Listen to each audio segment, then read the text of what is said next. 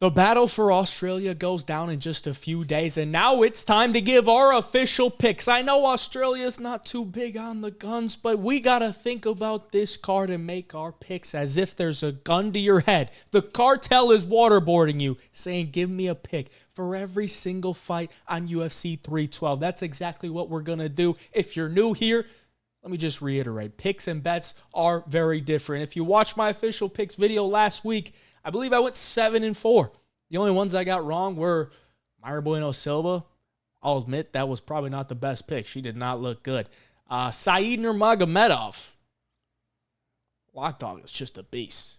Lock Dog is just him. Lucas Alexander. Terrible. Actually looked pretty good until he did it. And Israel Adesanya getting absolutely nuked. He's officially cooked. I didn't bet on any of those except Mayra Bueno Silva, which is just a small dart. But nonetheless, we're giving you the picks here. This is gun to my head, who I think is going to win. And we're going to do that for every single fight on the card. So we scroll all the way to the bottom. We started with the first fight of the night. We got flyweights. We got Hung Park taking on Tumendemberel.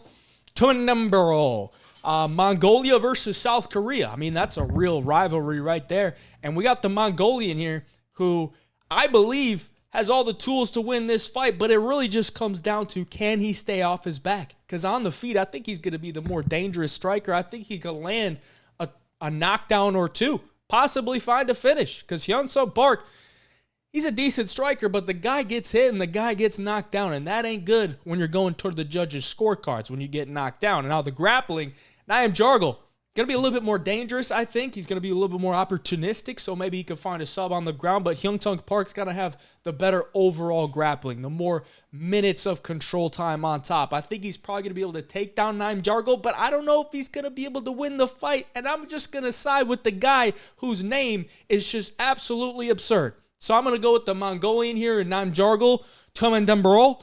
And I actually believe, based on his last fight against Carlos Hernandez, it was a loss, but I thought he looked better than I expected him to. And I actually think Carlos Hernandez is a decent fighter. Hyun-Suk Park beat Shannon Ross. Don't give a fuck if he beat Shannon Ross, okay? Anybody could beat that guy. So Tumendemberel is going to be the official pick, and we can move on. Quillen Salkilld taking on Anshul Jubli. Jubli is getting a lot of heat this week, and it's rightfully so. But we have to think back to that fight, and yes, he gave up in that third round when Mike Breeden started to bark at him, like literally bark and chant American stuff at him, and he was just freaking out. But the first two rounds, he looked pretty decent, and I think the guy's skills are there. I don't think they're top-level skills, and I don't know if they'll ever be top-level skills, but they're good enough to beat some of these guys in the lightweight division. And Quillen Salkilld making his UFC debut. I like his skills. I like what I saw from him on the Contender Series. And I think he has enough to beat Anshul Jubli. But the line is pretty wide. Quillen Salkilld will be my pick. I think his durability, his heart is going to be better than Anshul Jubli.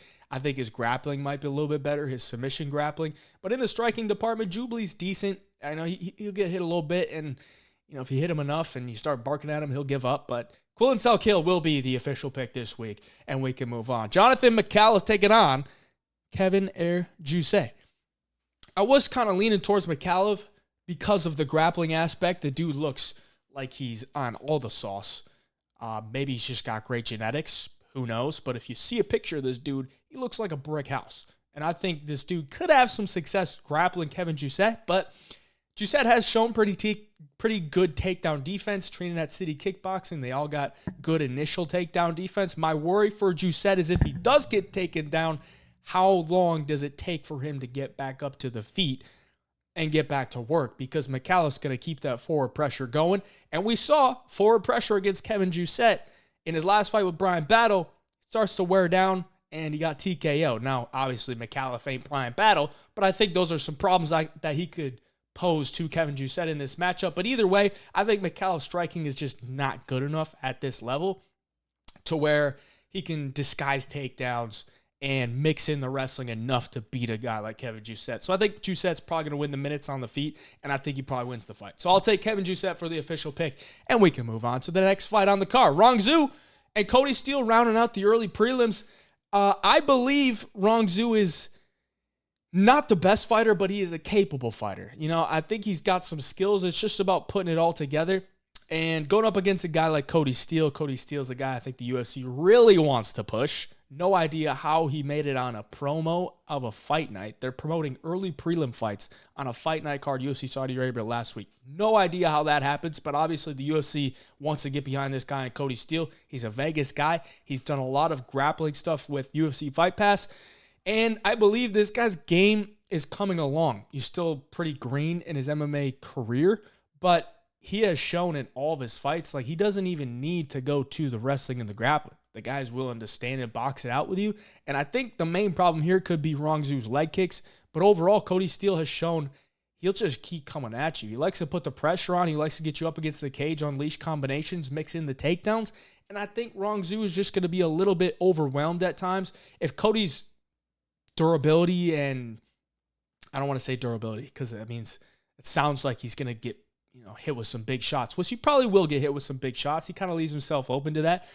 But I don't think Rongzhu is going to knock him out. And I think Cody Steele's pressure and pace and just mixing in the boxing with the takedowns is going to get to Rongzhu. And I think Cody Steele will win the fight. So I'll take Cody Steele to win this one. And we can move on to the prelims, where we got two no names, or I guess no picks, but two newbies to the UFC. Alexandre Topuria taking on Colby Thicknesse.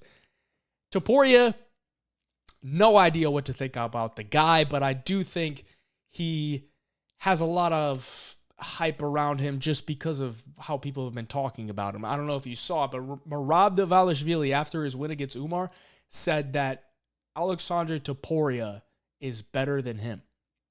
So he said, Merab himself said that this guy, Ilya's brother, is better than him. Not better than Ilya, but better than Merab. So take that for what you will. I don't really believe it. I know Merab's a pretty humble guy. He's probably just saying that because he's buddy-buddy with him. But I guess there could be, a little bit of truth there to being like, this guy's pretty good. So he just hasn't been active. And I don't really like that. But I do think he has enough to beat Colby Thicknesse. I think it really just comes down to the cardio. Topuria is probably going to win round one. And then if he doesn't get him out of there in round one, we've seen, if he doesn't finish you in round one, then it's not really like the best. Not looking great, but that was a long time ago. So maybe the cardio is better. He's probably gained a lot of skills, gained a lot of confidence with his brother and all that.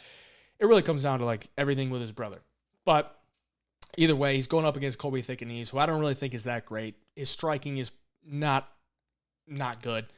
He really wants to get to the grappling, wants to get to your back, and I don't think he's going to do that against Topuria. So I think Topuria is going to win this fight. I'll take him for the official pick. Alexandre Topuria. I think he could find a first-round finish as well if he's able to piece him up. Moving on. Kong Wang taking on Bruno Brasil. And I know a lot of people will try to pronounce Kong Wang as like Wong Tong. Not going to do that here. Okay, it's Kong Wang or Wang Kong. We're not doing that. Okay. Kong Wang is going to come into this fight, and I think she's probably going to put it on Bruno Brasil. Unless she has some sort of confidence or lack of confidence from her last fight, which was a loss. I think she is levels above Bruno Brasil. I know a lot of people are probably going to be looking at Bruno Brasil and be like, oh, fighting nerds, she just beat Molly McCann. She can come in here and beat Wang Kong.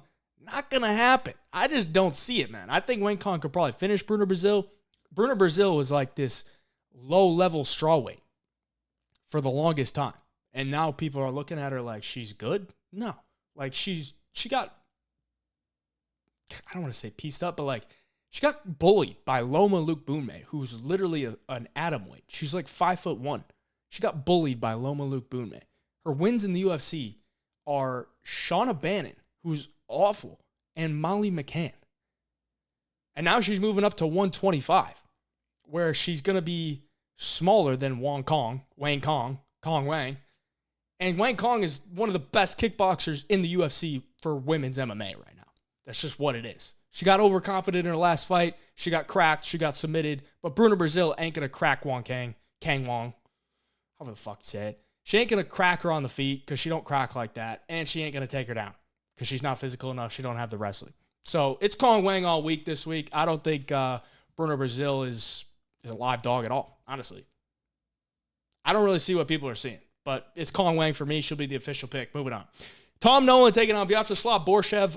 Borshchev, Always going to be worried about the chin. I don't know how he gets dropped so many times. Like,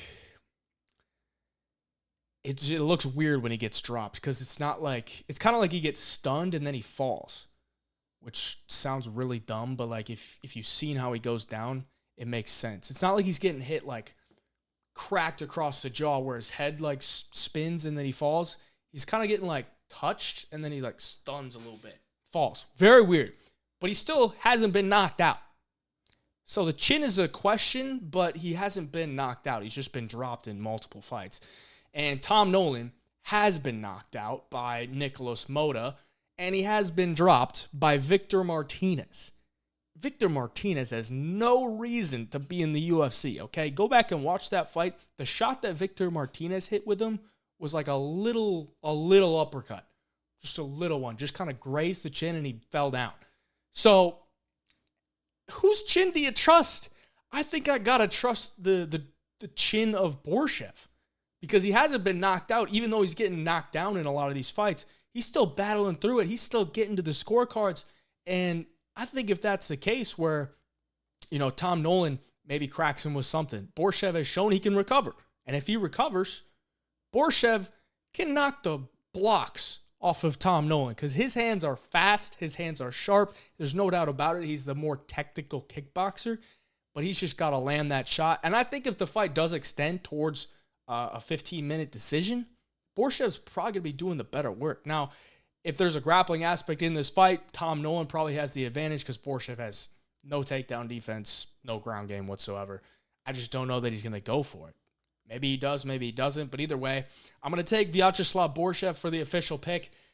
I just think he's the better kickboxer who has shown kind of more heart in the fight as well. And like a lifetime of kickboxing. So I'll take him. The chin's just got to hold up. But obviously this isn't a super confident pick based on the breakdown I just gave you. Moving on. Jack Jenkins taking on Gabriel Santos. I was leaning Jack Jenkins early. But now I think I just got to go with Gabriel Santos because I think on the feet, Jack Jenkins, his boxing has looked really clean. Obviously, the leg kicks are a big deal, but he's kind of small. I mean, he's 5'7". Santos is going to have a couple inches in height, a couple inches in reach. And, on the feet, I think Gabriel Santos can match him. And then you add in the grappling aspect of Gabriel Santos, and I think that just gives him a little bit of an edge in this matchup. So I think Gabriel Santos could get some takedowns. His jiu-jitsu's better. Jack's been subbed a couple times. And on the feet, I think Santos' stand-up where he can switch stances, do damage from the outside at kicking range. Because Jack likes to use his kicks kind of in boxing range. He's not really out there smacking leg kicks from range. He's kind of, combo up top, finish it with a leg kick, or enter with a leg kick combo. He kind of needs to be in that close range, and I don't know that Santos is going to give it to him. Obviously, Santos is an aggressive striker, but I think if he plays his cards right, he can win this fight. So I'll take Gabriel Santos to win this one, and that'll round out the prelims. And we move on to the main card. Jake Matthews taking on Francisco Prado. Never been a Jake Matthews guy, and I don't think I'm going to be one here. Prado, still, 22 years of age?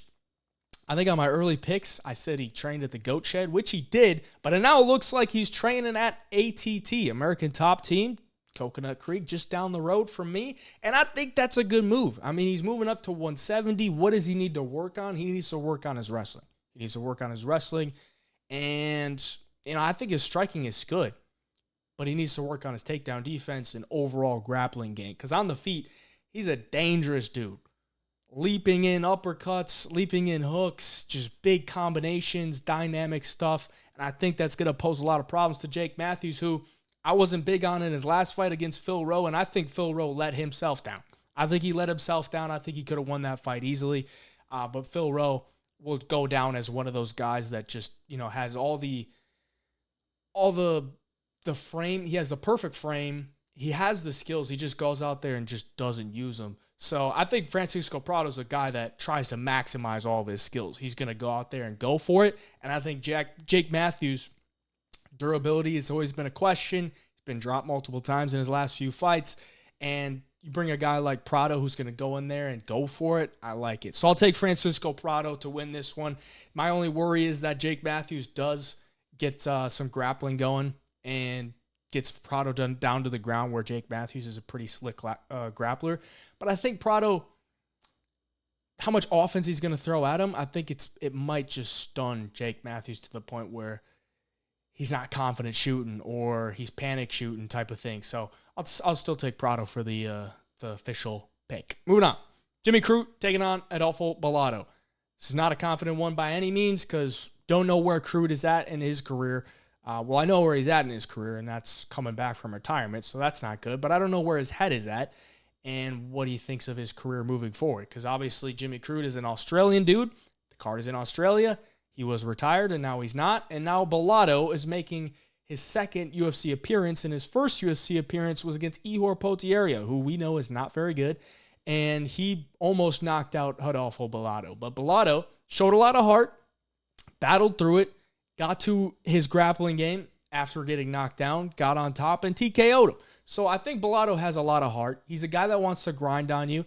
He's shown 100% takedown defense throughout 3 fights under the UFC banner, but I don't know how accurate that is. Jimmy Crute probably going to want to get the fight to the ground here because his striking is kind of always been bad. And Bellato's not a guy that's a crisp striker either, but he does go for it, and he has shown pretty solid, I don't want to say it, like solid ability to get you up against the cage and make it kind of dirty to where he doesn't have to be pretty. You know, like he's not a guy out there throwing these pretty combinations. He kind of wants to pressure you, get you up against the cage, hit you with a shot, and then land a couple, and then maybe mix in a takedown or step back, kick you. You know, it's not really pretty, but he makes it dirty enough to where it fits him. And I think if he puts that kind of pressure on Jimmy Crute and he can stuff takedowns, he'll win the fight.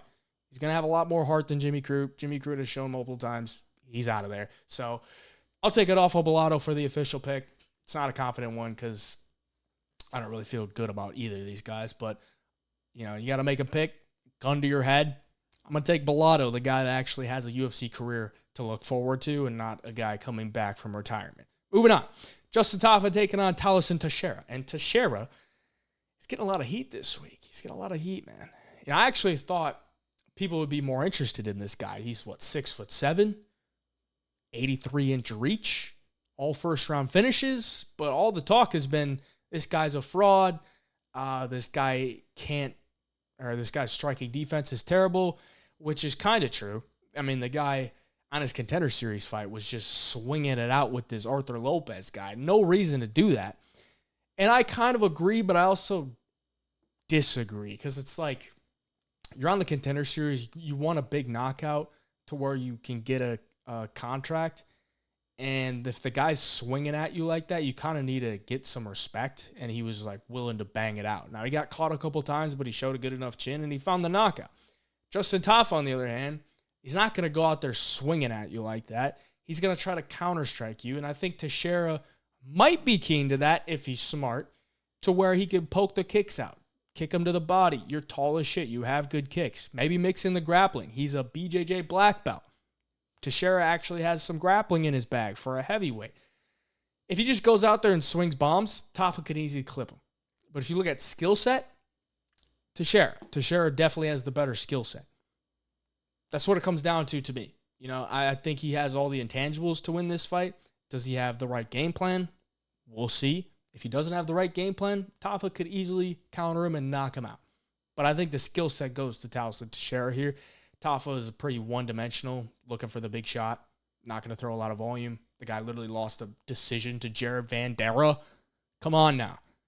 Taliesin ain't losing a decision to Jared Vanderaa. I can 100% agree or guarantee you that. So Taliesin Teixeira is the official pick this week. And we can move on to the co-main event. Weili taking on Tatiana Suarez. And the line has flipped. When I broke this down earlier in the week, Tatiana Suarez was a plus 100 underdog. And now she is the favorite. So I guess a lot of people are agreeing with me. And now a lot of people are jumping to the Weili side, making their case for Weili. And I guess it makes sense. Weili is very good. But I just don't think... I mean, you can never have faced a wrestler like Tatiana Suarez. And Tatiana Suarez, she's going to be able to get takedowns. I don't think Weili is I think she's a great athlete, and I think she has improved her game a lot. But Tatiana literally just needs to push you up against the cage, and she'll get a takedown. That's all it is. And are you going to, like, Weili's obviously the better striker, but when there's a takedown threat, like Tatiana Suarez has, you're not going to be able to strike as much as you would normally. So the takedown threat from Tatiana Suarez opens up the striking for her, and I don't think Weili is going to be able to unload her striking as much, so I think she's going to have to fight a little bit cautious. And I think Suarez, if she doesn't fight cautious, then Suarez is going to be able to duck under, get a takedown, and get on top. And we've seen her finish world champions with a rear naked choke, with a guillotine, whatever. I think she's got the submission package in her bag. She's got the top control. She's got the chain wrestling.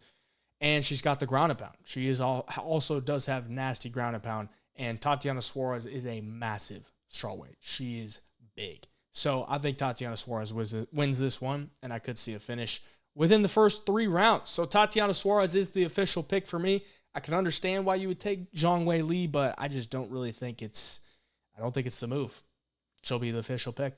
Tatiana Suarez gets it done. And moving on to the main event, we got Dricus du Plessis taking on Sean Strickland. I personally believe that Sean Strickland is getting this fight because the first fight was so close, and I think this fight could play out the same way, to where it is a close decision if Sean Strickland has the same type of success that he did in the first fight. But I don't really think there's much he could do in this fight to change that. Like, what is Sean Strickland going to do differently from the first fight to make it not a close decision? I don't know, throw more jabs, throw more right hands. What is there? You know, he's going to fight the same way he always does, which is teep, jab, block, teep, jab, 1-2. That's pretty much all he does. So that's why he gets into these decisions where sometimes you leave it in the judges and then it becomes close. On the du Plessis side, what else could he do differently? Well, he could probably look to grapple more. He could stay out of jab range. He could try to cut different angles, go to the body more when Strickland's covering up with his arms, trying to block these shots, go to the body more. Obviously, going to the body more would set up the head. Throw more kicks at range.